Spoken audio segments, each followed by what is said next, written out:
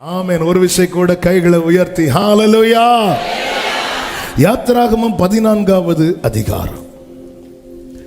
யாத்திராகமம் 14வது அதிகாரம் 14வது வசனம். கர்த்தர் உங்களுக்காக யுத்தம் பண்ணுவார், நீங்கள் சும்மா இருப்பீர்கள். The Lord will fight for you. கர்த்தர் உங்களுக்காக யுத்தம் பண்ணுவார். ஆமென். எல்லாரும் சொல்லுங்க, கர்த்தர் எனக்காக யுத்தம் பண்ணுவார். சத்தமா சொல்லணும், வலது கரத்தை உயர்த்தி சத்தமா சொல்லு, கர்த்தர் எனக்காக யுத்தம் பண்ணுவார். கர்த்தர் எனக்காக யுத்தம் பண்ணுவார். கர்த்தர் எனக்காக யுத்தம் பண்ணுவார். எதிர்ப்புகள் எத்தனை இருந்தாலும் நாம் முன்னேற நம்மை நடத்துவார். யுத்தத்தில் வல்லவர் ஜெயத்தை, ஆமென். யுத்தத்தில்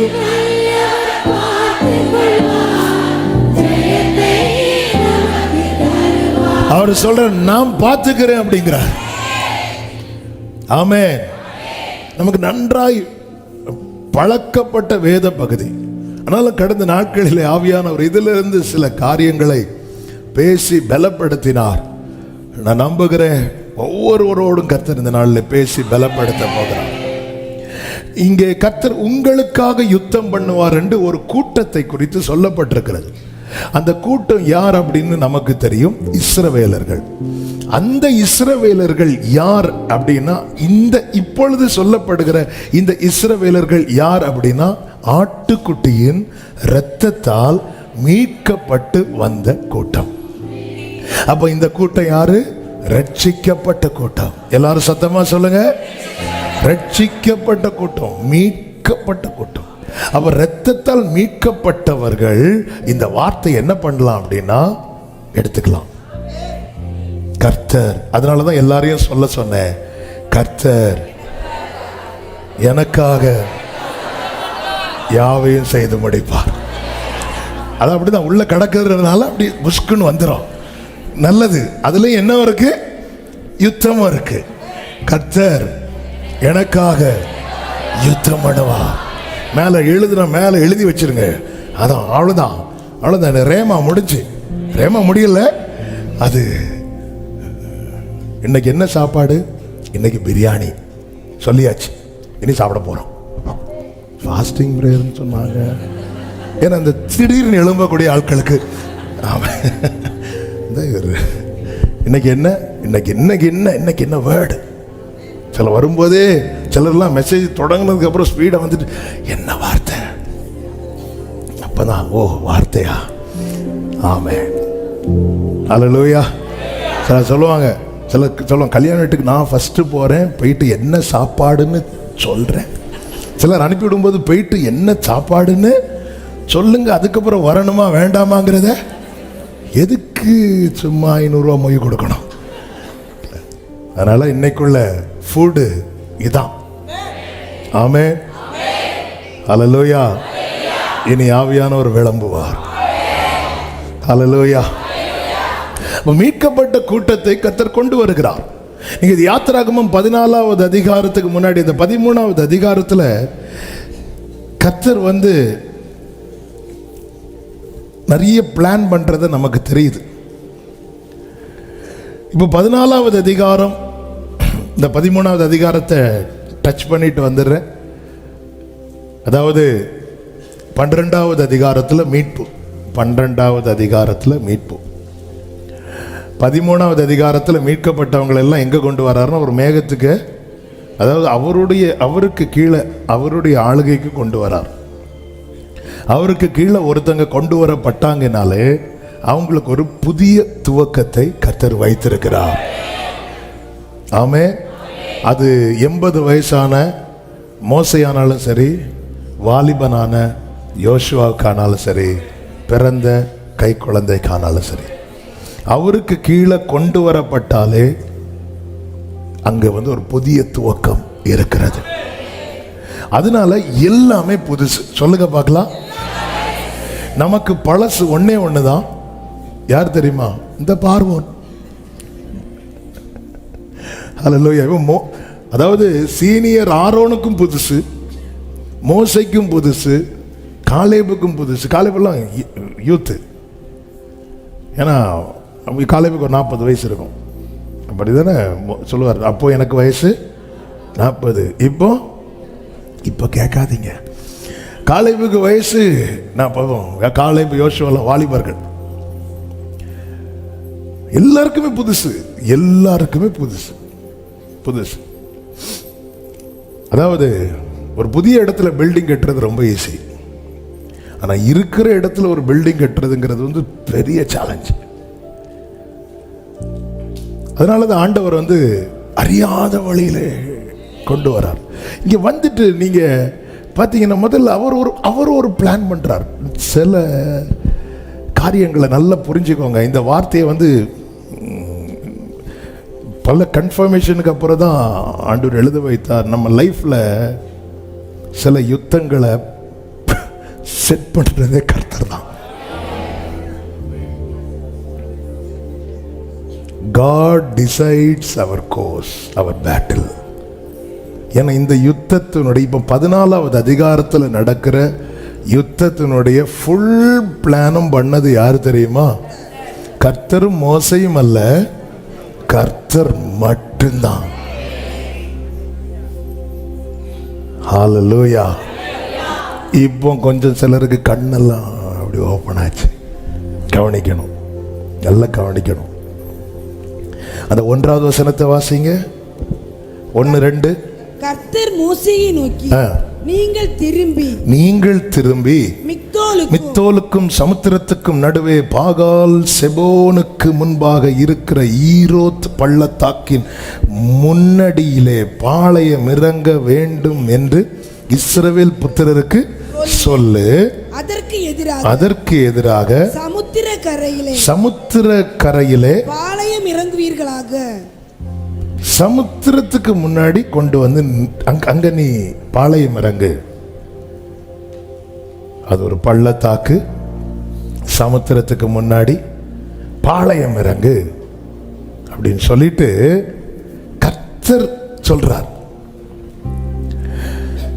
தேவன் நம்மை அறியாத வழியில் நடத்துகிறார் என்றாலே புரிந்து கொள்ளுங்கள், நாம் நினையாத, எல்லாரும் சொல்லுங்க, நாம் நினையாத வேற ஒண்ண அவர் திட்டம் பண்ணி வைத்திருக்கிறார்.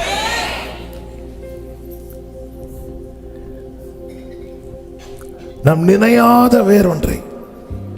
இப்போ இப்படி நீ பாளையம் இறங்கும் போது பார்வோன் என்ன சொல்லுவான் தெரியுமா அப்படின்னு சொல்லிட்டும் கர்த்தர் சொல்லுகிறார்.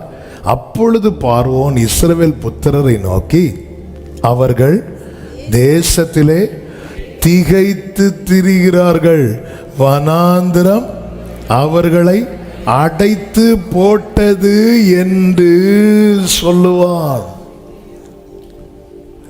என் வாழ்க்கையில ஒன்ன கர்த்தர் செய்யும் போது சத்துரு என்ன சொல்லுவானோ அவருக்கு ஏற்கனவே தெரியும்.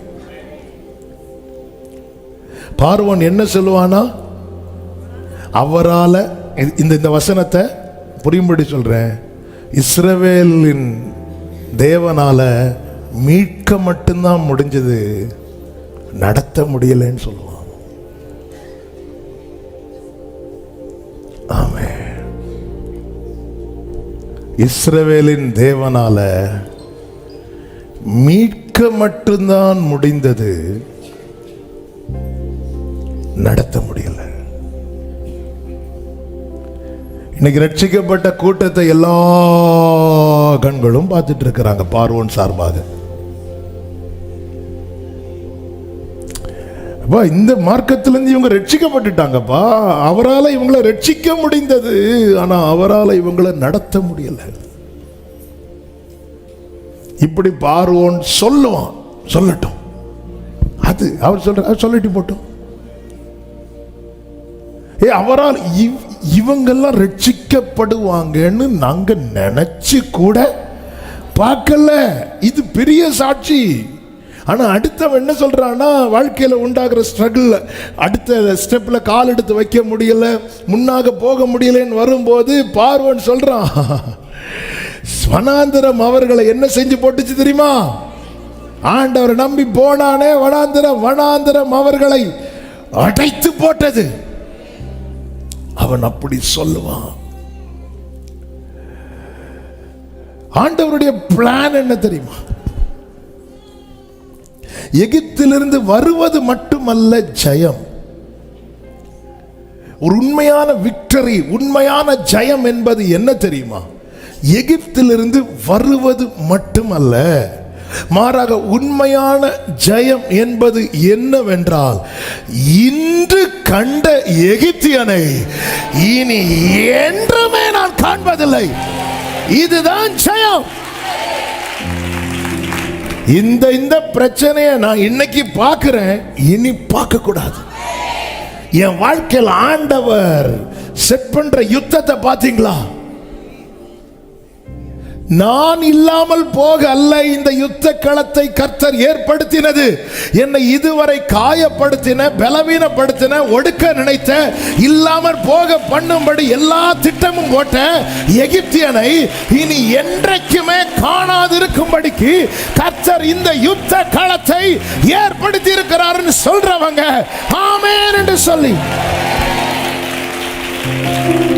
என் வாழ்க்கையில் தேவன் ஒன்று செய்யும் போது சத்துரு என்ன நினைப்பான், என்ன சொல்லுவான், எல்லாமே தெரியும். இன்னைக்கு ரட்சிக்கப்பட்டு எவ்வளோ பெரிய, நீங்க தான் ஃபர்ஸ்ட் ஜெனரேஷனா இருப்பீங்க, ஃபர்ஸ்ட் ஜெனரேஷனா இருக்கிறீங்க.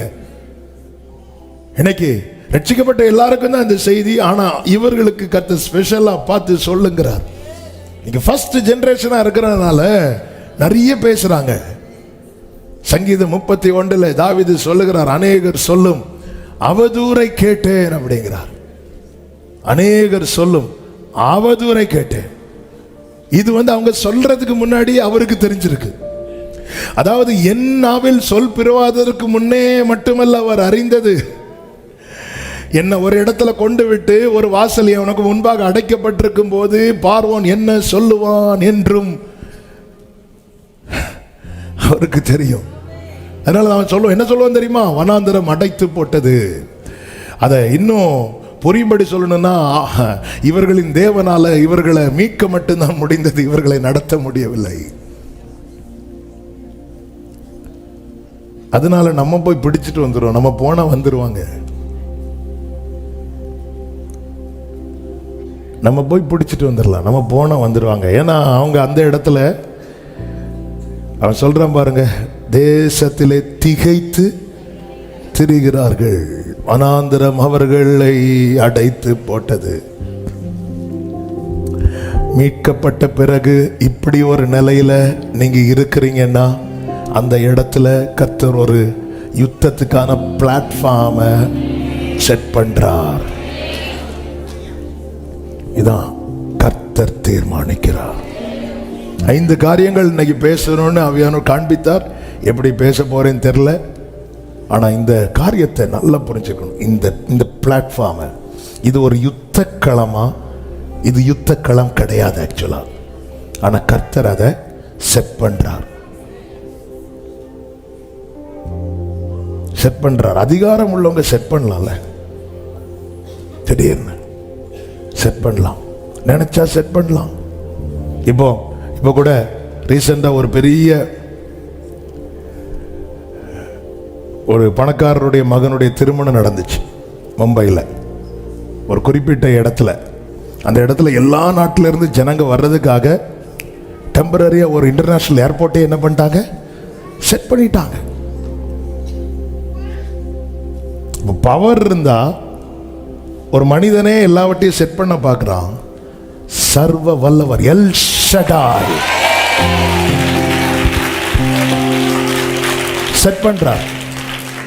வயநாடுல நேற்று ஒரு நியூஸ் கேள்விப்பட்டேன். இந்த பிஎஸ்என்எல் நினைக்கிறேன், ஒரு டவரே செட் பண்றாங்க ஜனங்களுக்கு ஃப்ரீயா அந்த டேட்டா இதெல்லாம் கிடைக்கிறதுக்காக, நெட்வொர்க் கிடைக்கிறதுக்காக டவரே அப்போ செட் பண்ற. அப்போ அது இல்லாதது அங்கே உருவாக்கப்படுகிறது. ஆமா, நம்ம என்ன உருவாக்க கேட்கிறோம் தெரியுமா? ஆண்டவரே, என் பானையில மாவு குறையக்கூடாது, நீ தின்னு தின்னு என்ன வட்டம். நம்ம இப்படி செட் பண்ணுவார்னு பார்த்துட்டு இருந்தா அவருக்கு யுத்தத்துக்கான பிளாட்ஃபார்ம் ரெடி பண்ணிட்டு இருக்கிறார். நம்ம நியூ இயர் சர்வீஸ் கண்காடியால ரெடி பண்றது மாதிரி இவர் ரெடி பண்றார். என்னாண்டவரே, பெரிய குரூசை நடத்த வருவா இப்போ. ஹல்லேலூயா, ஹல்லேலூயா. ஆண்டவர் பிளாட்ஃபார்ம் போடுறார் சகோதரா. இதை நான் எப்படி நம்ப? உனக்கு முன்னாடி ஒன்று அடைச்சிட்டு இருக்குல்ல, அப்படி வந்து இடிச்சிட்டு இருக்குல்ல. என்னெல்லாம் சொல்லி பார்க்கிறோம். திறந்துடு சீசேன் வர சொல்லியாச்சு, அது திறக்கவும் மாட்டேங்குதுல்ல, அடைச்சிட்டு இருக்கிறார். ஆண்டவர் பிளாட்ஃபார்ம் போடுறார். ராபா மாகாரா. ஆமென். ஜனமே, நீ எதை பார்த்த? அவர் அடிக்கப்பட்டது தானே நீ பார்த்த. அவர் அடிக்கிறது நீ பார்க்கல. ஜீசஸ் அந்நிய பாஷையில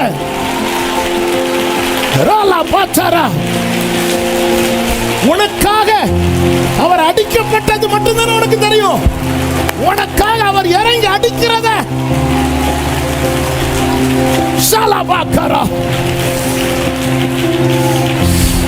இந்த பிளாட்ஃபார்ம் glory.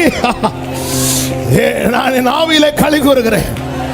எனக்காக அவர் அடிக்கப்பட்டது மட்டும்தான். எனக்காக அவர் அடிக்கப்பட்டது மட்டும்தான். உனக்காக அவர் அடிக்கப்பட்டது மட்டும்தான் உனக்கு தெரிஞ்சிருக்கு. இந்த நாட்கள்ல நீ அறிய போகிற, உனக்காக அவர் இறங்கி அடிக்கிறது. கர்த்தர் உங்களுக்காக யுத்தம் பண்ணுவா. நீங்கள் சும்மா இருப்பீர்கள்.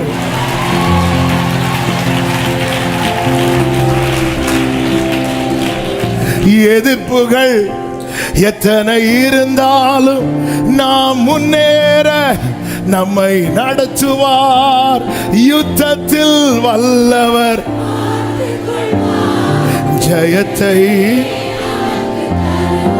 ஹல்லேலூயா, ஹல்லேலூயா. அதனால தான் நிறைய பேர் வந்து விவரம் தெரியாதவங்க எல்லாம் பேசுவாங்க. சிலர், உங்க ஆண்டவர் 3 ஆணில தொங்கினவர் தானே இருக்கு. அவரை பற்றி தெரியாதவங்களுக்கு. ஹல்லேலூயா, ஹல்லேலூயா. அவர் ராஜாக்களை தள்ளி ராஜாக்களை ஏற்படுத்துகிற ராஜாதி ராஜா, கர்த்தாதி கர்த்தர், தேவாதி தேவன், நாம் ஆராதிக்கிற நம் ஆண்டவராகிய இயேசு கிறிஸ்து ஒருவரே. கொஞ்சம் அப்படியே அபிஷேகம் பெற்றவங்க ஆவியில நிரம்பி நீங்க துதிக்கும் போதே நான் ஆவியில உணர்கிறேன். சில யுத்தங்கள் நடக்கிறது. சில பிளாட்ஃபார்ம் ரெடி ஆகுது.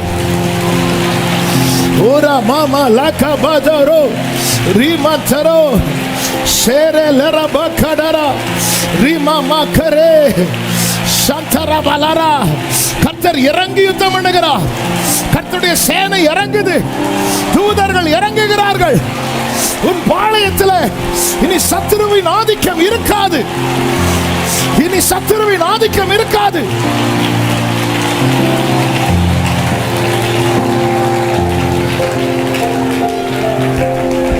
Glory.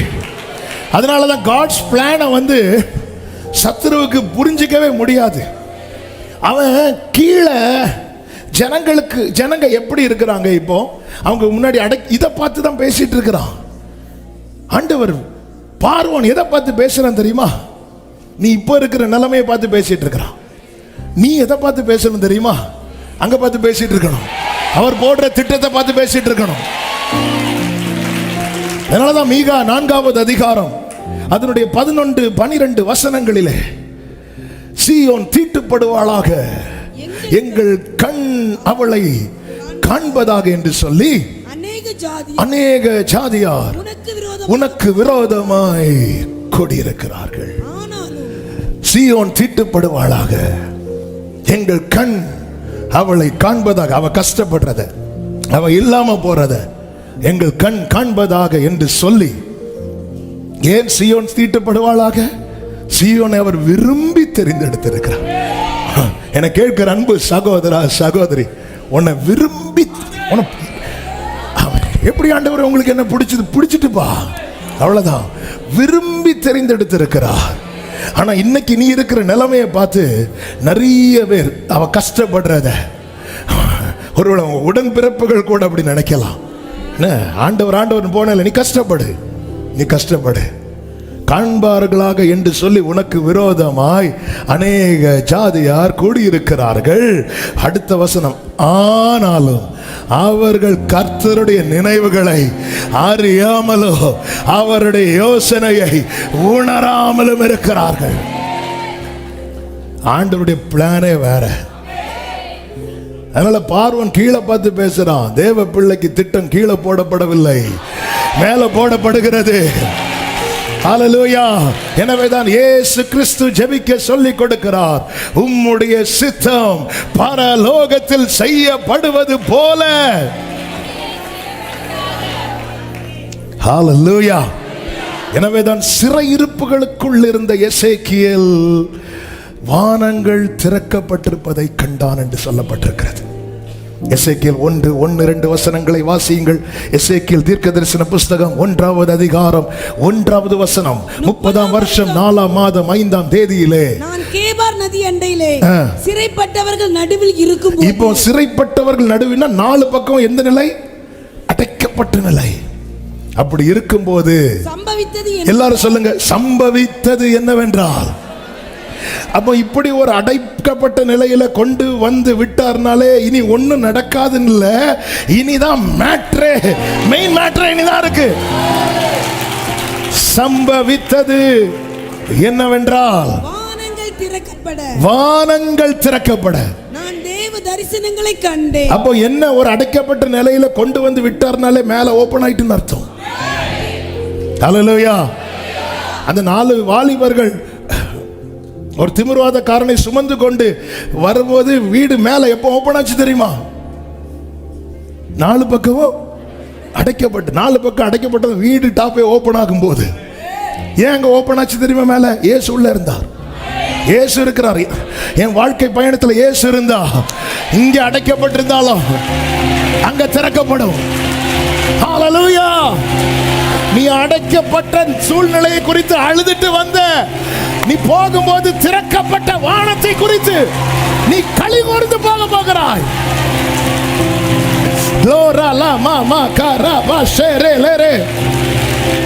ஹல்லேலூயா. அவர் அடைத்தது ஒன்னு அழிக்கிறதுக்கு அல்ல, சத்துருவை அழிக்கிறதுக்கு. ஹல்லேலூயா. அவர் உனக்கென்று அடைத்தது அற்புதத்துக்காக. இந்த வேர்டு அப்படியே ஆண்டவர் எழுத வைத்தார். அற்புதத்துக்காக அடைத்து போட்டார்.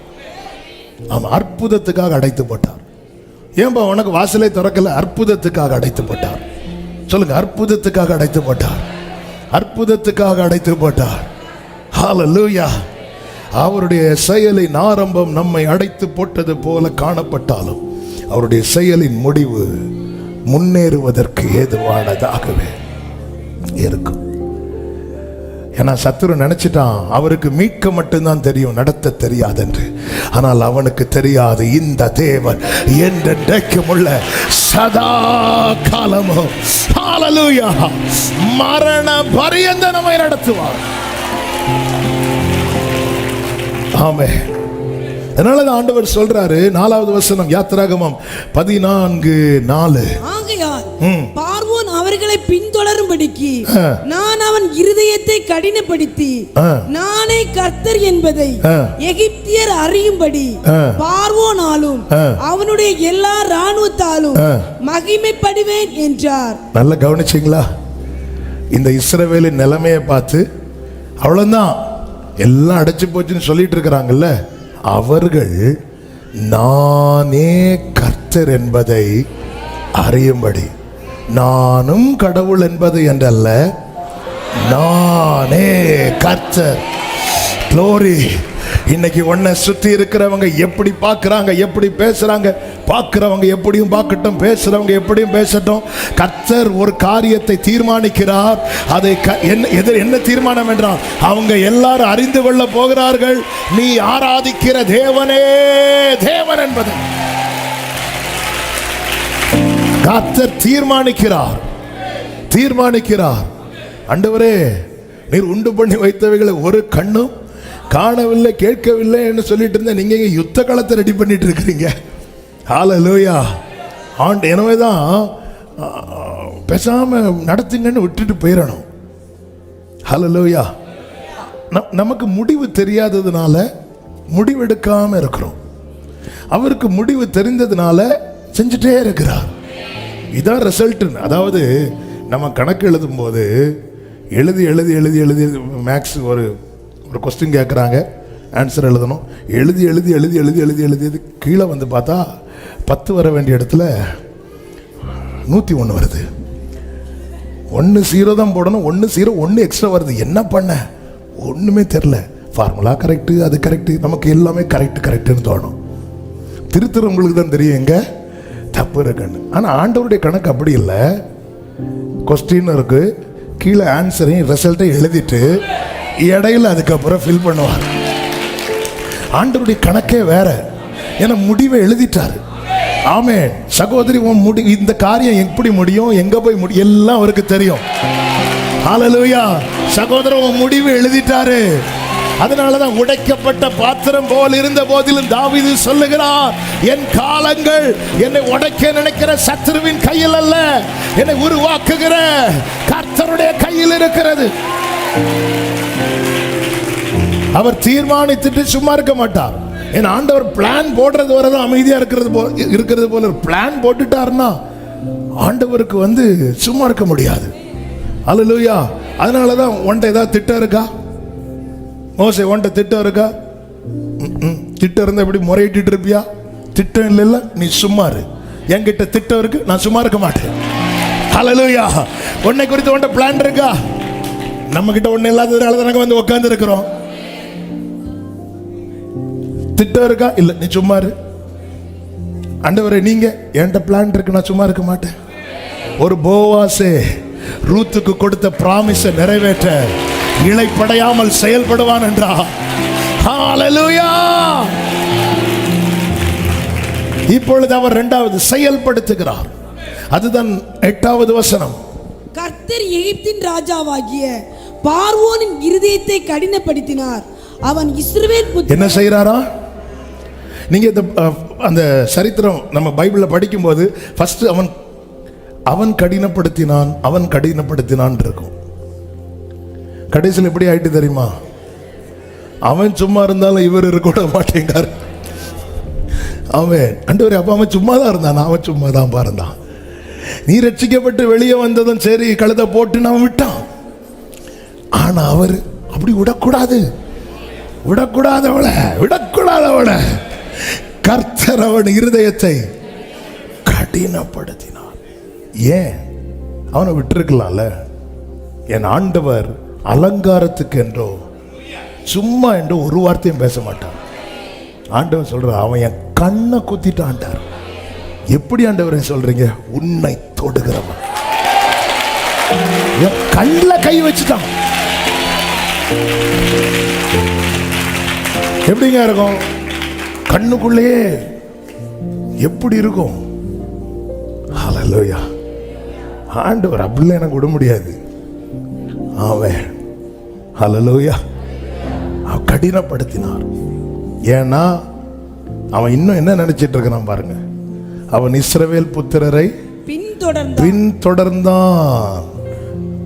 இஸ்ரவேல் புத்திரர் பலத்த கையுடன் புறப்பட்டார்கள். இப்போ 2 கூட்டத்தை கர்த்தர் புறப்பட பண்ணுகிறார். இந்த பார்வோன் எப்படி புறப்பட்டான் பாருங்கள். 5வது வசனத்தில் நான் வாசிக்கிறேன். ஜனங்கள் ஓடி போய் விட்டார்கள் என்று எகிப்தின் ராஜாவுக்கு அறிவிக்கப்பட்ட போது, எப்படி அறிவிக்கப்பட்டது தெரியுமா? ஆனா ஜனங்கள் எப்படி புறப்பட்டார்கள்? பலத்த கையுடன். ஆனாலும் பார்வோன் கூட்டம்லாம் என்ன சொல்லிட்டு இருக்கு? அவங்க ஓடிட்டாங்க. இன்னைக்கு அதாவது அவங்களுக்கு அந்த மதிப்பை கர்த்தர் காட்டி கொடுக்கணும். ரட்சிக்கப்பட்டவனை இன்னைக்கும் பார்வோன் கூட்டம் கோழைன்னு தான் நினைச்சிட்டு இருக்கு. கோழைன்னு தான் நினைச்சிட்டு இருக்கு. ஆமா, இவன் எல்லாம் திருப்பி அடிக்க மாட்டான், இவன் எல்லாம் ஒன்று அவன் அப்படியே வாங்கிட்டு போயிடுவான். அவன் உண்மைதான். ஏன்னா இயேசு அப்படிதான் காட்டி தந்தா. ஒரு கண்ணத்தை அழித்தால் மறு கண்ணத்தை காட்டிட்டு என்னதான் சும்மா இருக்க சொன்னார், அவர் சும்மா இருக்க மாட்டார். அதுதான் அன்னைக்கு அவர் அடிபட்டது மட்டும்தான் உங்களுக்கு தெரியும். ஹல்லேலூயா. ஆமென். அவர் அடிக்கிறது தெரியுமா?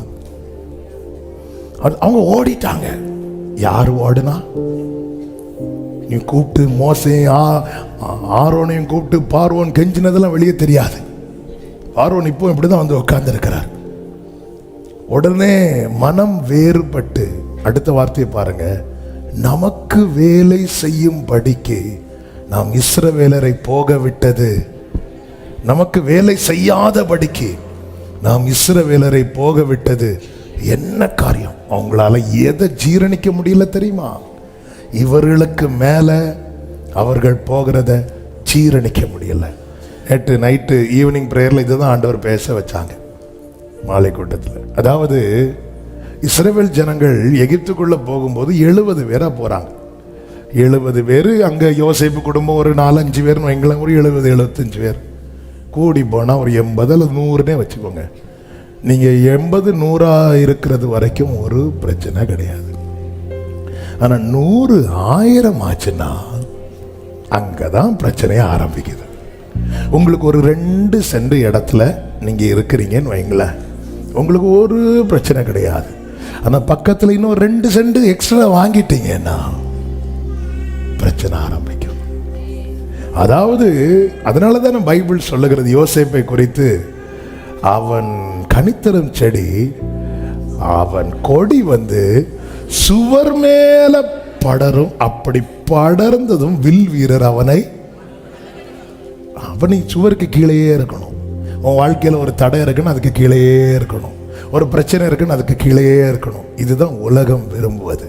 ஆனால் அழைத்தவருடைய விருப்பம் அதல்ல. நீ தளர்ந்த கையோட அல்ல, பலத்த கையோட புறப்படும். இப்ப தெரியுதா பார்வனையா இருக்க விடாம கொண்டு வந்தார்னு? அவன் மனசுல இன்னும் என்ன நினைச்சிட்டு இருக்கிறான் தெரியுமா? அவன் யாராதான் இருக்கணும் கடைசி வரை? அடிமையா தான் இருக்கணும். அவன் யாராதான் இருக்கணும் கடைசி வரை? அவன் அடிமையா தான் இருக்கணும். சில நேரத்தில் நமக்கு நினைக்கும் அவன் தான் வீட்டில் தான் தலைப்பிள்ளை சங்காரமே நடந்திருக்கு, விட்டுற வேண்டியதானே. உள்ளம் தப்புப்பா, மனம் மோசம்பா, வெளியே கண்ணில் கண்ணீர் வருது. ஆனால் இருதயம், அவர் இருதயத்தை ஆராய்கிறார். சில நேரத்தில் ஆண்டவருடைய ஜட்ஜ்மெண்ட் எல்லாம் நம்மளால வந்து தாக்க முடியாது. அப்போதான் ஆண்டவர் சொல்றார், நான் இருதயத்தை பார்க்கிறேன். அதனாலதான் கர்த்தருடைய நாளை விரும்புகிறவனுக்கு ஐயோன்னு பைபிள்ல இருக்கு. இன்னைக்கு அவர் கிருபாசனத்தில் இருக்கிறதுனால ஓடி ஓடி வரோம். அவர் நியாயாசனத்தில் உட்கார ஆரம்பிச்சிட்டாருன்னா முடிஞ்சு. எனவேதான் அவருக்கு அந்த செட்டையின் கீழே அடங்கி இருக்கணும். கர்த்தருக்கு மகிமை உண்டாவதாக. அதாவது இவன் வாழ்க்கை ஃபுல்லா அடிமையா இருக்கணும், கீழே தான் இருக்கணும், வளர்ந்துடக்கூடாது, மேலே வந்துடக்கூடாது, உயர்ந்துடக்கூடாது. அவங்க என்ன சொல்லிட்டு போறாங்க பாருங்க, நம்மளை இப்படி கஷ்டப்படுத்திட்டு போறாங்களே அப்படி சொன்னா கூட ஒரு நியாயம் இருக்கு. நமக்கு வேலை செய்யாதபடிக்கு நாம் இஸ்ரவேலரை போக விட்டது என்ன? அவன் இன்னும் என்ன நினைச்சிட்டு இருக்கிறான் தெரியுமா? நாம போக விட்டதுனாலதான் இவங்க போறாங்க. நான் உன்னை விடுறதுனாலதான் நீ ஒழுங்கா சர்ச்சுக்கு போற, மரியாதையா இருந்துக்கோ அப்படின்னு நினைச்சிட்டு இருக்கிறாங்க. நம்ம எப்படி விட்டுட்டோம்? அவங்களுக்கு இன்னும் என்ன தெரியல தெரியுமா? அவருடைய வல்லமை என்னன்னு இன்னும் தெரியல. இரத்தத்தினால் அவர் வல்லமை என்னது என்பதை நீ அறிந்து கொண்டாய். யுத்தத்தினால் அவர் வல்லமை என்னது என்பதை அவன் அறிந்து கொள்ள போகிறான்.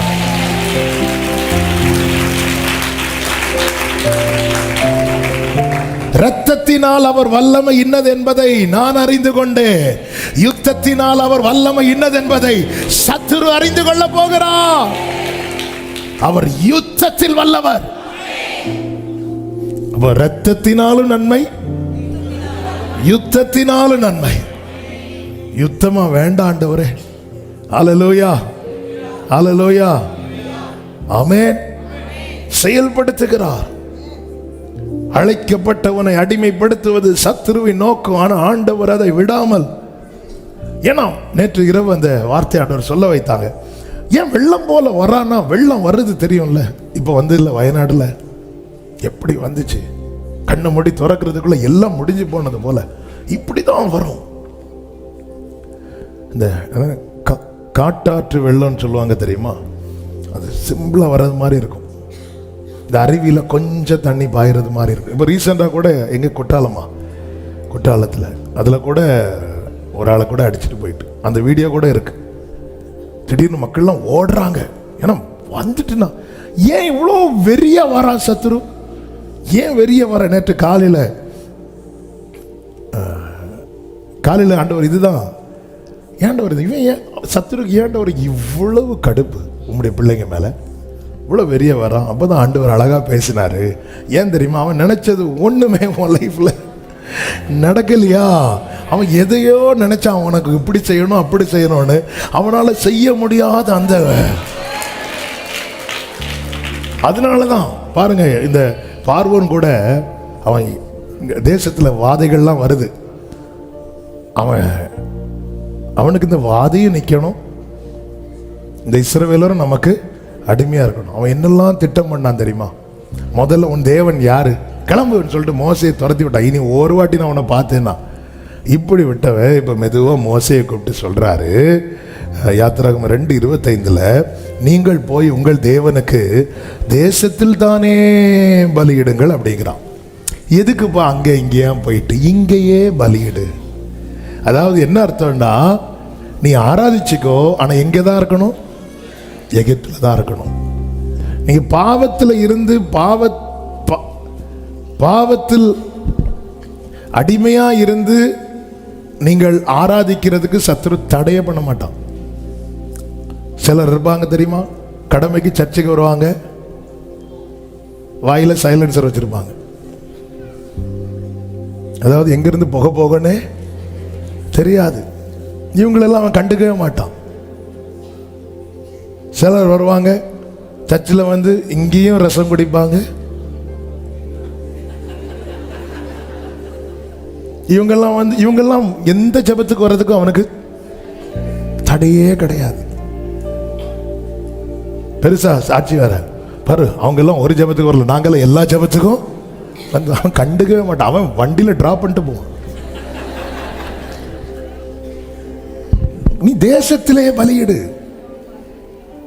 ஒரு பார்வோனே மீட்டிங்க்கு ஸ்பான்சர், நீ தேசத்தில் பலியிடு. மோசே சொல்லிட்டாரு, நான் ஆராதிக்கும் போது என் மேல சிங்காசனத்தில் பார்வோன் இருக்கக்கூடாது. நான் ஆராதிக்கும் போது என் மேல சிங்காசனத்தில் அவர் மட்டும்தான் இருக்கணும். எகிப்தில் பலியிட்ட சீஃப் கெஸ்ட் யாரு? அப்புறம் அவருக்கு ஒரு பொய்யாடைய, அது பொய் தான், அதை தூக்கி போடணும். ஆராதிக்கும் போது என் மேல யார் சிங்காசனத்தில் இருக்கிறார்? எகிப்திலிருந்து ஆராதித்த பார்வோன் இருப்பான். எகிப்தை விட்டு ஆராதித்தால் மேக ஸ்தம்பத்தில் கர்த்தர் இருப்பார். நம்ம என்ன நினைச்சிட்டு இருக்கிறோம்? நம்ம ஆராதனை காயின் ஆராதனை மாதிரி ஆயிடக்கூடாது. சபையை ரொம்ப கவனமா இருக்கணும். நான் 30 நாள் ஃபாஸ்டிங் பிரேயர்ல உக்காந்துட்டு நான் இன்னும் எகிப்துக்குள்ளதான் இருக்கிறேன்னா, பார்வோன் நல்லா இருந்து போவோம், பாட்டு நல்லா இருந்து போவோம், ஜெபம் நல்லா இருந்து போ. பாபிலோன்ல இஸ்ரவேலருடைய பாட்டுக்கு தடை கிடையாது, பாடாததுதான் பிரச்சனை. நீ ஏன் பாடாம இருக்கிற? சங்கீதம் 137 அப்படித்தானே இருக்கு. எங்க பாட்டை விரும்பி பாட சொல்றாங்க, நீ ஏன் இன்ஸ்ட்ருமெண்ட் எல்லாம் தூக்கி வச்சிட்டு இருக்கிற? பாடு, நீ பாடு, நீ பாடு, நாங்க ஆடுறோம். ஆராதனை எகிப்தில இருந்து ஆராதிச்சா எல்லாம் அப்படி அவ்வளவுதான். மோசே ஸ்ட்ராங் ஆயிட்டாரு. ஏன்னா மோசே கீழே பார்க்கல, மோசே மேல பார்க்கிறான். அடுத்தவன் என்ன சொல்றான் அப்படின்னா 28வது வசனத்துல, நீங்கள் போய் அப்போ வனாந்திரத்தில் பலியிடும்படிக்கு நான் உங்களை போக விடுறேன், ஆனாலும் நீங்கள் அதிக தூரம் போக வேண்டாம். அதன் அர்த்தம் என்னன்னா, போய் ஆராதனை முடிச்சுட்டு திருப்பி எங்க வந்துரு? திருப்பி எகிப்துக்கு வந்துரு. அதாவது நீ சர்ச்சில் போய் க்ளோரி க்ளோரின்னு சொல்லு, இங்க வந்து அடிச்சிரு.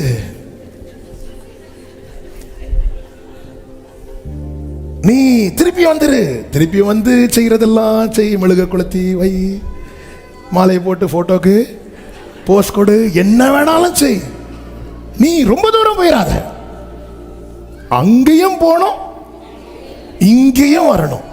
நீங்க எங்க கூட ஆராதனை, நான் உன் கூட ஆராதனைக்கு வந்தா நீ நாளைக்கு என் கூட அங்க வருவியா? Okay, deal. என்ன டீல் இது? என்ன டீல்னு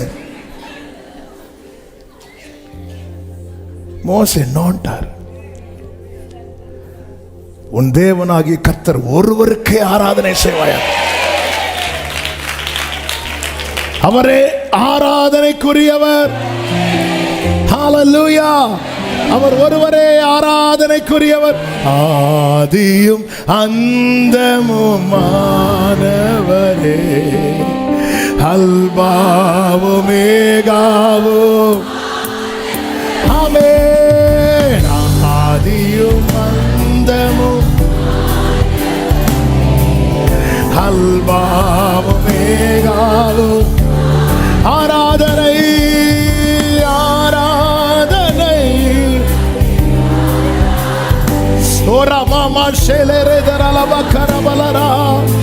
ஆராதனை.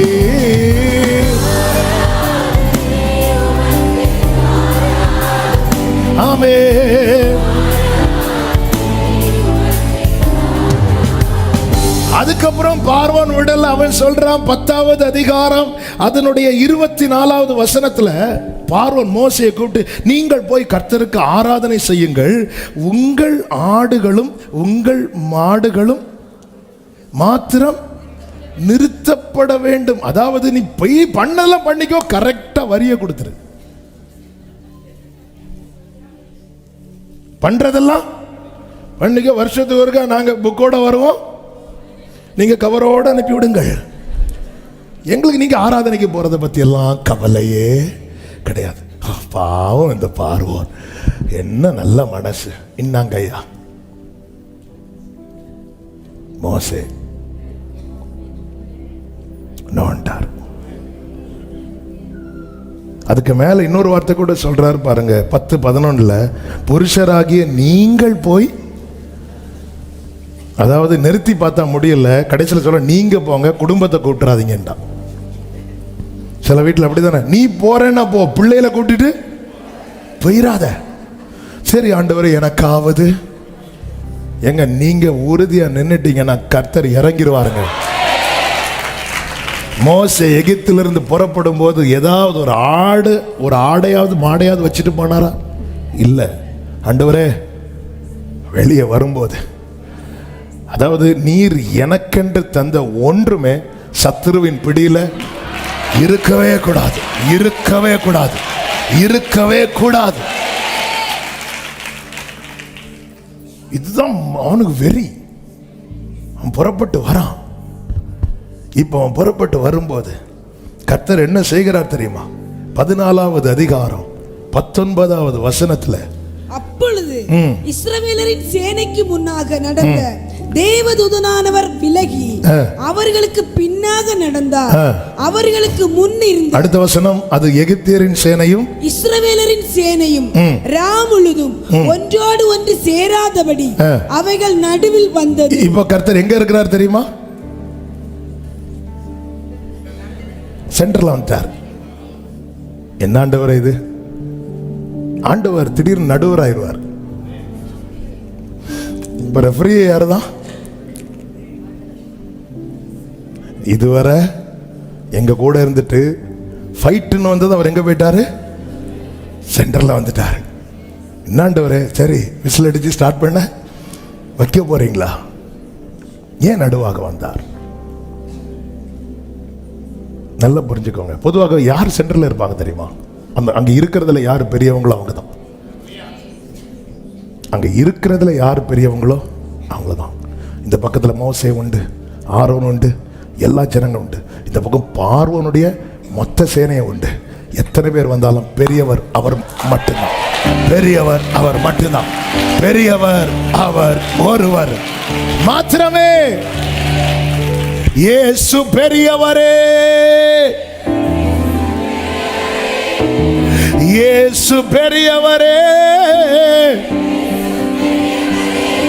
இன்றும் என்றும் ஜீவிக்கின்ற.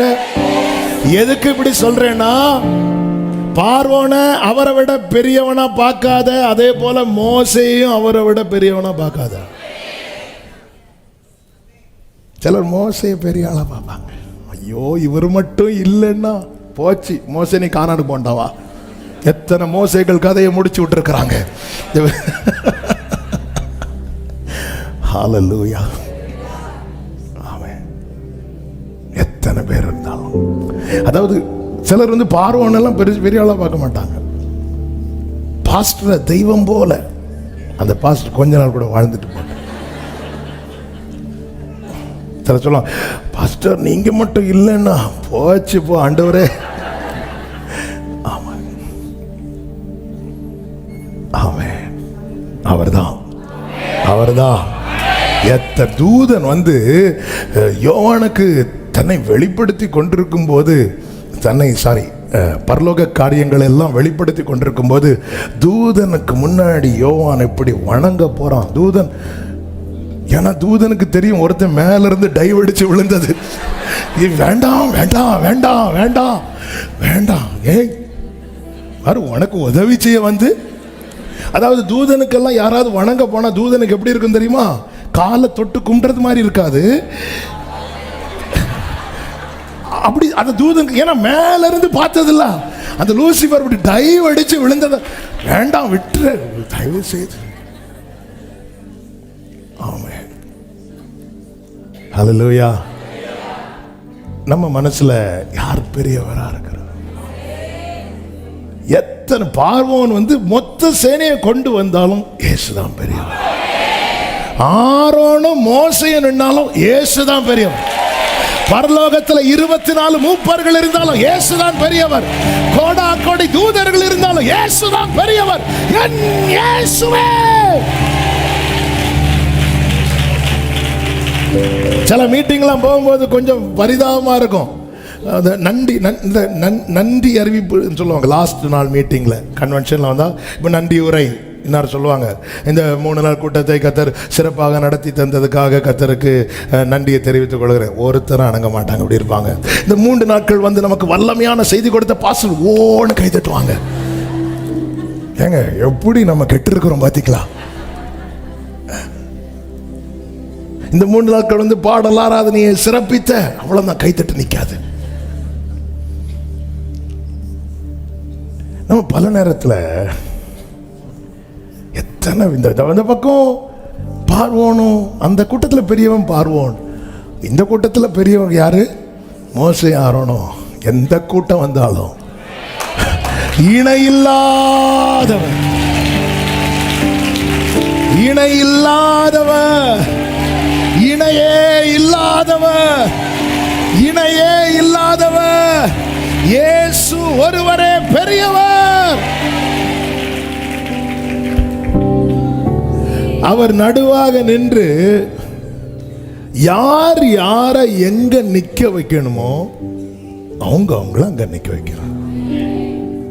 இப்போ நல்ல கவனமா கேளுங்க. இதுல இப்போ நிக்க வச்சுட்டார். பார்வோனை ஒரு பக்கத்துல நிக்க சேராதபடி செட் பண்ணி வச்சுட்டார். இங்க இஸ்ரவேலை செட் பண்ணி வச்சுட்டார். இப்போ இந்த கரண்ட் சிச்சுவேஷன்ல யார் எஸ்கேப் ஆகிறதுக்கு நிறைய சான்ஸ் இருக்கு தெரியுமா? கர்த்தரா? ஏசப்பா. உண்மையிலே நம்முடைய சில பதில்களை பார்த்து கர்த்தர் எஸ்கேப் ஆகிறதுக்கு நிறைய வாய்ப்பு இருக்கிறது. யார் எஸ்கேப் ஆகிறதுக்கு நிறைய சான்ஸ் இருக்கு தெரியுமா? பார்வோன். ஏன்னா அவனுக்கு பின்னாடி ஓடலாம். இஸ்ரவேலருக்கு ஏங்க மீட்டிங் முடிந்த அரை மணி நேரம் அந்த செவருக்கு முன்னாடி போய் இப்படி நிற்கும். எப்படிங்க இருக்கும் நமக்கு? பின்னாடி பார்த்தா நீங்க இப்படி செவருக்கு முன்னாடி உங்களை அப்படி நிறுத்தி வச்சுட்டு பின்னாடி இப்படி கத்திய வச்சுட்டு ஒரு ஆள் நிற்கிறாங்க. எப்படி இருக்கும் நமக்கு? ஏங்க இஸ்ரவேலருக்கு அப்படிதான் இருந்துச்சு, அப்படிதான் இருந்துச்சு. உண்மையில இப்போ இஸ்ரவேலருடைய நிலைமை எப்படி இருக்கு தெரியுமா? மூச்சு முட்டுற நிலைமை, சுவாசம் விடுவதற்கு கூட முடியாத நிலை. அப்படி ஒரு நிலையில நிறுத்திட்டு நடுவாக நின்றவர் இவர்கள் பட்சமாக வருகிறார். ஹalleluya, ஹalleluya, ஹalleluya. அதன் அடையாளம் தான் அந்த 20வது வசனத்தின் பிற்பகுதியிலே சொல்லப்பட்டிருக்கிறது. அதாவது எகிப்தின் சேனையும் இஸ்ரவேலரின் சேனையும் முழுவதும் ஒன்றோடொன்று சேராதபடி அவர்கள் நடுவில் வந்தது. எகிப்தியருக்கு அது மேகமும் அந்தகாரமுமாய் இருந்தது, இஸ்ரவேலருக்கோ அது இரவை வெளிச்சமாக்கி. ஆண்டவர் என்ன நடுவில் நின்னா நீங்க நியாயம் எல்லாம் செய்யணும், அவர் நியாயம் செய்வார். அவருடைய நீதி என்ன தெரியுமா? அவருடைய ஜனங்கள் பக்கம் நிற்பது. என் ஆண்டவருடைய நீதி என்ன தெரியுமா? அவருடைய இரத்தத்தால் மீட்கப்பட்ட கூட்டத்தின் பக்கமாக நிற்பது. ஹalleluya. நம் பட்சமாய். ஆமென். இந்த மூச்சு முற்ற நிலைமை அடுத்து என்னன்னு வரும்போது அவன் இப்படிப்பட்ட இக்கட்டில் நம் பட்சத்தில் நிற்பாங்கன்னு நினைக்கிறவங்க கூட விலகிடுவாங்க. சிலர் சொல்லுவாங்க, அன்னைக்கு ஒரு சகோதரி வந்து ரொம்ப அழுதுட்டு சொன்னாங்க, அவங்களுக்கு ஒரு இக்கட்டான சூழ்நிலையில் ஒரு கேஸ் நடக்குது. அப்போ ஒரு அட்வொகேட்டு பார்த்து எடுத்து பேசி எடுத்து எல்லாம் ரைட்டு வரும்போது திடீர்னு அந்த அட்வொகேட் அந்த எதிர்பார்ட்டிகிட்ட காசு வாங்கி என்ன பண்ணிட்டாங்கன்னா கேஸுக்கு போக மாட்டாங்க, ஒன்றும் பண்ண மாட்டாங்க. இவங்களுக்கு வாய்க்கப்பட வேண்டிய காரியம் வாய்க்கப்படாமல் வந்து அழுது புலம்புறாங்க. இப்படி பல ஆதாயத்துக்காக பல காரியங்களுக்காகவும் நமக்கு ஏன் ரிஸ்க்குன்னு சொல்லிட்டு நம் பட்சத்தில் நிற்க வேண்டியவர்கள் கூட அநேகர் நம் பட்சத்தில் நிற்காமல் விலகி போகும்போது ஆமே ஒருத்தர் இருக்கிறார். என் மேல தெளிக்கப்பட்ட இரத்தம் தெரியாம விழுந்தது கிடையாது, தெரிந்தெடுத்து விழுந்தது. தெரியாம விழுந்ததல்ல, தெரிந்தெடுத்து தெரிந்தெடுத்து தெரிந்தெடுத்து. ஹalleluya, ஹalleluya, ஆமென். பட்சத்திலிருந்து என்ன செய்தார் தெரியுமா? அந்த 24வது வசனத்துல இப்படி சொல்லப்பட்டிருக்கிறது, கிழக்கு வெளுத்து வரும் ஜாமத்தில் கர்த்தர் அக்கினியும் மேகமுமான ஸ்தம்பத்தில் இருந்து எகிப்தியரின் சேனையை பார்த்து அவர்கள் சேனையை கலங்கடித்து. நல்ல கவனி, கிழக்கு. அதை நேற்று இரவு மெடிடேட் பண்ணும்போது ஆண்டவர் இப்படி எழுத வைத்தார், இந்த இஸ்ரவேலருக்கு இப்பதான் உண்மையிலே ஒரு விடியலே வரப்போகுது. அதையும் ஒருத்தன் பின்னாடி தடுக்க வரான். இத்தனை வருஷம் அவங்க வாழ்க்கையில இல்லாத விடியல், இத்தனை காலம் அவங்க வாழ்க்கையில திறக்கப்படாத வாசல் இப்பதான் கிழக்கு வெளுத்து வரும் ஜாமத்தில். இப்பதான்ப்பா அவன் வாழ்க்கை. சில சொல்லுவாங்க இப்பதான் கொஞ்சம் பச்சை பிடிச்சு வரோம் அப்படிம்பாங்க, இப்பதான் கொஞ்சம் மூச்சே விடுறோம். அது கூட பார்வோனுக்கு பிடிக்காது. என் வாழ்க்கையில இப்பதான் ஒரு வெளிச்சம், அப்படி ஒரு கொஞ்சம் ஒரு வாசல் ஒரு டோர் ஓப்பன் பண்றது மாதிரி இருக்கு, அப்படி ஒரு காரியம் இது வந்துடும் போல இருக்கு அப்படின்னு வரும்போது பின்னாடி யார் வரா தெரியுமா? பார்வோன் வரான். ஆனா அதை யார் பார்க்கிறா தெரியுமா? கர்த்தர் பார்க்கிறார். கர்த்தர் மேக ஸ்தம்பத்திலிருந்து என்னை பார்த்து பராமரிக்க மட்டும் செய்கிறவர் அல்ல, எனக்கு பின்னாக வருகிற பார்வோனுக்கும் பார்த்து செய்கிறவர். ஹalleluya. உன் வாழ்க்கையிலே கர்த்தர் ஒரு விடியலை வைத்திருக்கும் போது அதனை எந்த சத்துரு தடுக்க வந்தாலும் அவனை கர்த்தர் கலங்கடிப்பார். ஆமென் சொல்லுங்க பார்க்கலாம். Praise God. நமக்கு தெரியும் பார்வோன் சேனை அதில் மடிந்தது. அப்பொழுது இஸ்ரவேலர்கள் புறப்பட்டு போனார்கள். 30வது வசனத்தை வாசிங்க. இவ்விதமாய் கர்த்தர் அந்நாளிலே இஸ்ரவேலரை எகிப்தியரின் கைக்கு தப்புவித்து ரட்சித்தார். கடற்கரையிலே எகிப்தியர் செத்து கிடக்கிறதை இஸ்ரவேலர் கண்டார்கள். நான் இதை ஆவியானவர் பேசின ஒரு காரியத்தை நான் சொல்றேன். ரட்சிப்பினுடைய மதிப்பை அறியணும்னா ரட்சிக்கப்படாதவங்களை பார்க்கணும். நம்ம எதை வச்சு தெரியும் பார்க்கணும்? பணம் இதை வச்சு பார்க்கணும் இல்லை, லைஃபை பார்க்கணும். ரட்சிப்பினுடைய மதிப்பு அறியணும். எங்க நீங்க ரட்சிக்கப்பட்ட ஒரே காரணத்தினால நிறைய பேர் சூசைட் பண்ணாம இருக்கிறாங்க. எத்தனை பேர் சொல்லுவாங்க தெரியுமா, எங்க சிச்சுவேஷனுக்கு வேற யாரான செத்துருப்பாங்க பாஸ்டர், எங்க ஆத்மா நஷ்டம் ஆயிடக்கூடாதுன்னு சொல்லிட்டு. எத்தனை தற்கொலைகள் இருக்கிறது. அதான் அடிக்கடி சொல்லுவேன், நம்ம பிரச்சனையெல்லாம் ஒரு பக்கத்தில் எழுதிட்டு இந்த தற்கொலை பண்றவங்க பிரச்சனையெல்லாம் இன்னொரு பக்கத்தில் எழுதிட்டு ரெண்டையும் கம்பேர் பண்ணி பாருங்க. நம்ம எல்லாம் வருஷத்துக்கு ஒரு வாட்டியாவது இல்லை சார் இல்லை. ஆமாம், ரட்சித்தா. அதாவது ரதம் குதிரை இருந்தும் நிற்க முடியாதவன், ரதம் குதிரை இருந்தாலும் யாருக்கு நிற்க முடியல, அந்த இடத்துல இஸ்ரவேலர்கள் எப்படி போனாங்க தெரியுமா? நடந்து போனாங்க,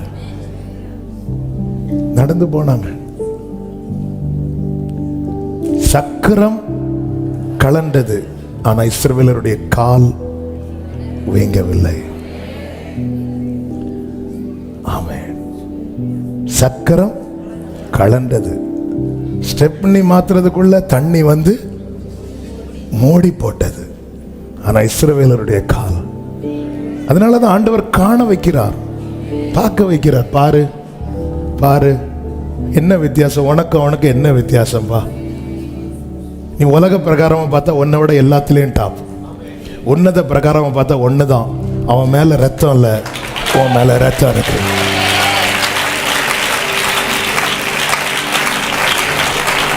ஆட்டுக்குட்டியானவரே,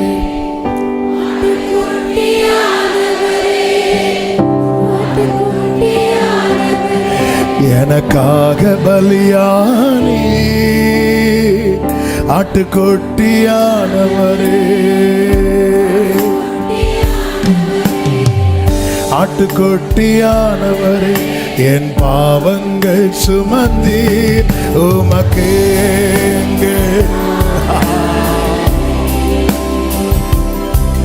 உமக்கே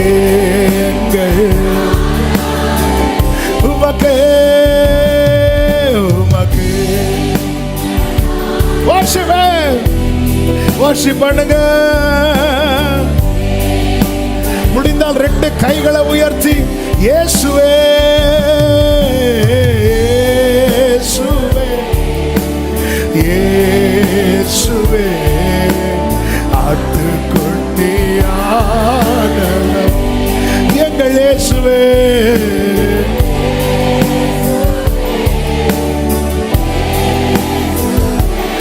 எல்லா மகிமைக்கு. அப்படியே பாடுங்க.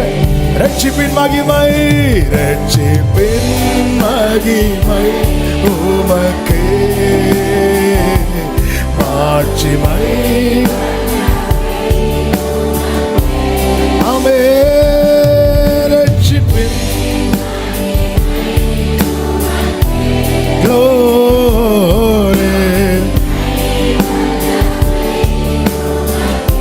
ஹalleluya. ஐந்தாவதாக 4 காரியத்தை சொன்னேன். தீர்மானிக்கிறார், செயல்படுத்துகிறார், நடுவாக நிற்கிறார். 4வது நம் பட்சமாய் சாய்கிறார், நம் பட்சமாய் சாய்கிறார். 5வது ஆர்ப்பரிக்க வைக்கிறார். ஹalleluya. ஆமா, எத்தனை பேர் நம்புறீங்க? என்னை ஆர்ப்பரிக்க வைக்கிறார்.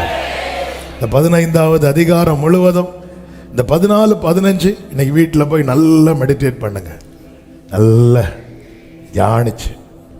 ஆமே, அவங்க எப்படி பாடினாங்க தெரியுமா? மகிமையாய் அவர் வெற்றி சிறந்தார்.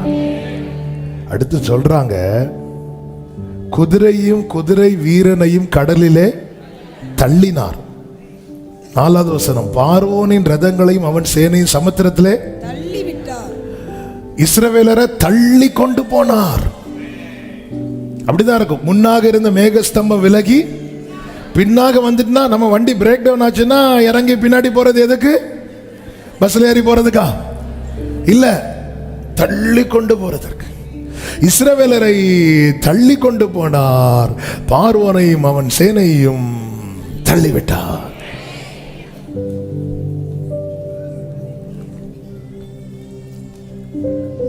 ஆமென். அவர் தள்ளிவிட்டதான் பார்வோன் விழுவான். நம்ம பார்வோனை தள்ளி விடுறோமோ இல்லையோ, வர விசுவாசிகளை போன் ஊதி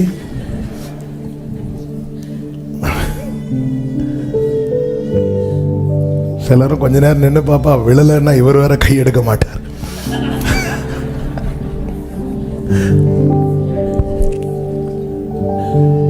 அவர் தள்ளி விடலைன்னா பார்வன் விழ மாட்டார். ஏன் இந்த யுத்த களத்தை போட்டிருக்கிறீங்கப்பா? நான் ரட்சிக்கப்பட்டதோட பிரச்சனை முடியும்னு பார்த்தா பிரச்சனை ரொம்ப பெருசா இருக்கு. நீங்களும் ஜட்ஜி மாதிரி சென்டர்ல வந்து உட்கார்ந்து இருக்கிறீங்க. ஆண்டவரே, ஏன் இந்த பார்வன் இப்படி இருக்கிறான்? எவ்வளோ கேள்விகள். என்ன நீங்க ஒரு இடத்துல கொண்டு வந்து நீங்க தான் நிக்க விட்டுருக்கிறீங்க. முன்னாடி பார்த்தா அடைப்பு, பின்னாடி பார்த்தா கத்தி. எனக்கு திரும்ப முடியலப்பா, மூச்சு முட்டுதுப்பா. ஒன்னதானே ஆர்ப்பரிக்க வைக்க போறேன், துதிக்க வைக்க போறேன். இந்த யுத்தத்தில் நடந்தது என்ன தெரியுமா? இந்த ஒரு வார்த்தையை சொல்லி நான் ஜெபிக்கிறேன். 15வது அதிகாரம் 9-10 தொடருவேன், பிடிப்பேன், கொள்ளையாடி பங்கிடுவேன். அடுத்த வார்த்தையை பாருங்க. என் ஆசை அவர்களிடத்தில் திருப்தியாகும், என் பட்டயத்தை உருவேன், என் கை அவர்களை சங்கரிக்கும் என்று பகைஞன் சொன்னான். பகைஞனுடைய ஆசை என்ன தெரியுமா? நீ சாகணும், நீ இல்லாம போகணும். அவனுக்கு 1000 இருந்தாலும் ஏரோதின் மனைவி அந்த தன் மகளிடத்துல ஏரோதுக்கு முன்னாடி ஆட வச்சுட்டு அவன் கேட்கிறான், உனக்கு ராஜ்யத்துல பாதியை கேட்டான். எவ்வளோ பெரிய ஆசீர்வாதம் இல்ல? அது வேண்டாம் எங்களுக்கு, யோவனுக்கு தலை தான் வேணும். ஆமான் கையில ராஜா முத்திர மோதிரத்தையே கழட்டி கொடுத்துட்டாரு. அதை விட அவனுக்கு என்ன பெருசு தெரியுமா? இந்த மொர்தெகாய இப்படிதான் இருக்கிறான். இவங்களெல்லாம் விட மாட்டாராண்டவர். அவன் சாகணும், அவன் இல்லாம போகணும், அவன் அழியணும். இந்த இடத்துல தான் இந்த 14வது அதிகாரத்துல கர்த்தர் அனுப்பின காற்றை குறித்து என்ன சொல்லப்பட்டிருக்கு தெரியுமா? 14:21 அப்பொழுது கர்த்தர் ராம் முழுவதும் பலத்த கீழ்காற்றுன்னு சொல்லியிருக்கு. இங்க ஜனங்க அதை எப்படி பாடுனாங்க தெரியுமா? 15:10 உம்முடைய காற்று. கைகளை உயர்த்தி ஆமென் சொல்லு. உம்முடைய காற்று. அவன் ஹல்லேலூயா. காத்திருக்கிறவர்களை டிஸ்டர்ப் பண்றவனை இல்லாமாக்க கர்த்தர் ஒரு காத்த வச்சிருக்கிறார். உம்முடைய காற்று.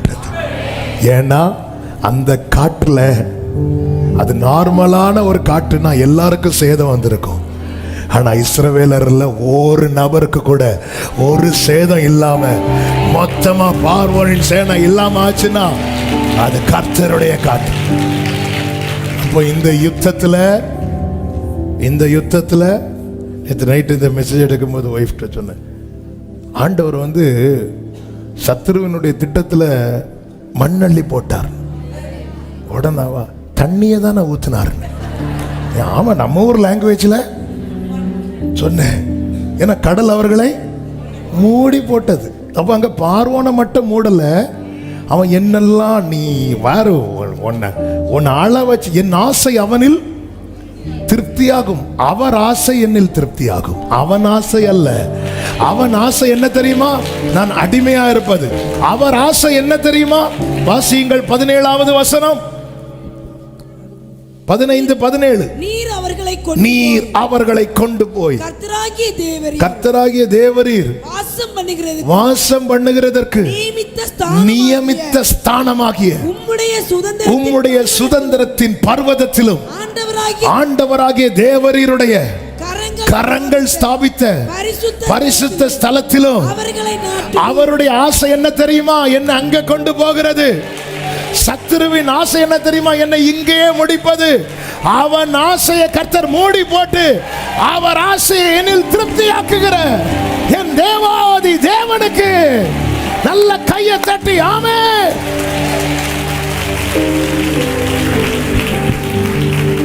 ஜெயமே ஜெயமே ஜெயித்தவரால் நமக்கென்றும் இயேசு நாமத்தாலே என்றும் இனி தோல். நீங்களே விசுவாசத்துல சொல்லுங்க, சத்துருவே உன் ஆசையில மண்ணள்ளி போடுறேன். அல்லேலூயா. சத்துருவின் ஆசையில மண்ணு, என் மேல இருக்கிற அவர் ஆசைனால மண்ணா. அல்லேலூயா. நம்ம மேல மண்ணா, சத்துரு மேல மண்ணு. ஆமே. சத்துருவின் ஆசையில அவர் பார்த்துப்பார். உம்முடைய காற்றை அனுப்பினேன். அல்லேலூயா. ஆமென். கர்த்தர் ஆர்ப்பரிக்க வைப்பார். கைகளை உயர்த்தி ஆமென் சொல்லுங்க பார்க்கலாம். எல்லாரும் எழுந்து நிற்கலாமா? அந்த பாடலை பாடி ஆர்ப்பரிப்போடு நம்ம ஜெபித்து முடித்து புறப்பட்டு செல்ல போகிறோம். கர்த்தர் நிச்சயமா யுத்தத்தில் பெரிய ஜெயத்தை தருவார். இந்த யுத்தம் கர்த்தருடையது. கர்த்தர் உங்களுக்கா யுத்தம் பண்ணுவார். நீங்கள் சும்மா இருப்பீர்கள். ஹல்லேலூயா. ஜெயமே ஜெயமே ஜெயமே, ஜெயித்தவரால் நமக்கென்றும் ஜெயமே. இயேசு நாமத்தாலே என்றும் ஜெயமே. இனி தோல்வி நமக்கில்லை. ஜெயமே. ஆமென். Glory. கோரலமா கதரே. ஓ இனி தோல்வி. வெள்ளம் போல வெள்ளம் போல சத்துரு வந்தாலும் ஆவியானவர் கொடியேற்றுவார்.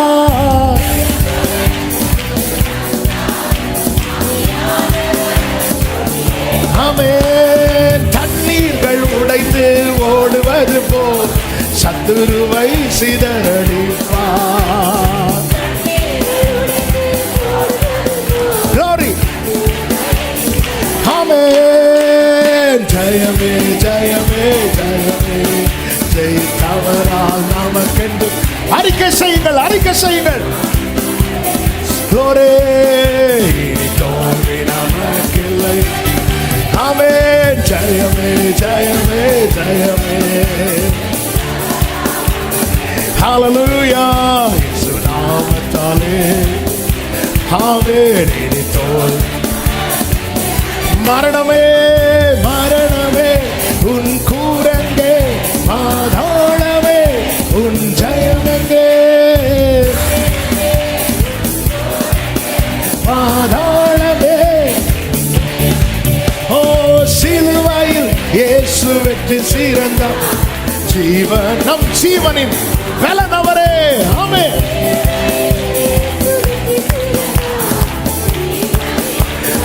சந்தோஷமா யார் பறிப்போடு. ஜெயமே ஜெயமே ஜெயமே, ஜெயித்தவரால் நமக்கென்றும் ஜெயமே. இயேசு நாமத்தாலே என்றும் ஜெயமே. இனி தோல்வி நமக்கில்லை. ஜெயமே ஜெய. ஓ ராமாகாலாமாரா. ஒவ்வொருவரும் ஜெயத்தை சுதந்தரிப்பார்களாக, ஜெயத்தை சுதந்தரிப்பார்களாக. என்றும் ஜெயமே. எதிர்ப்புகள் எதிர்ப்புகள் எத்தனை இருந்தால் நாம் முன்னேற நம்மை நடத்துவார். Hallelujah. Jesus. ஆமென். யுத்தத்தில் வல்லவர் பார்த்துக் கொள்வார். ஜெயத்தை நமக்கு தருவார். ஒரு விஷயம் கூட, எதிர்ப்புகள் எத்தனை இருந்தாலும் எதிர்ப்புகள் நாம் முன்னேற நம்மை நடத்துவார்.